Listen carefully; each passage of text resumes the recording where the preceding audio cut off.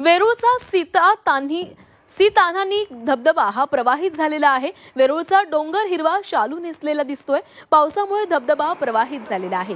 पर्यटकांसाठी वेरूळचा निसर्ग पाहण्याची परभणी छत्रपती संभाजीनगर मध्ये गेली 2 दिवस चांगला पाऊस सुरू आहे। त्यामुळे वेरूळच्या सीतान्हानी धबधबा प्रवाहित झालेला आहे। तर झी24 तासच्या प्रेक्षकांसाठी धबधब्याची ही खास दृश्य आणि याचाच आढावा घेतलेला आहे आमचे प्रतिनिधी विशाल करोळे यांनी।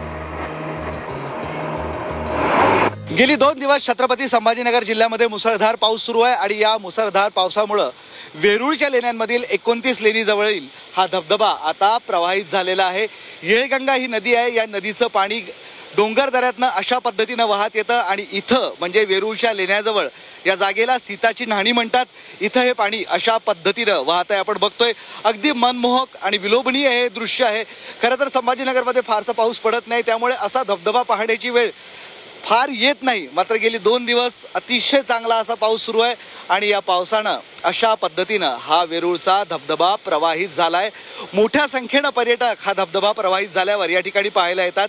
कालपासून हा पाऊस सुरू आहे। आज सकाळपासून पावसानं जोर धरला आणि पावसानं जोर धरल्यानंतर आता हा धबधबा बघतोय आपण पूर्ण क्षमतेनं प्रवाहित झालेला आहे। उद्या आणि परवा शनिवार रविवार आहे।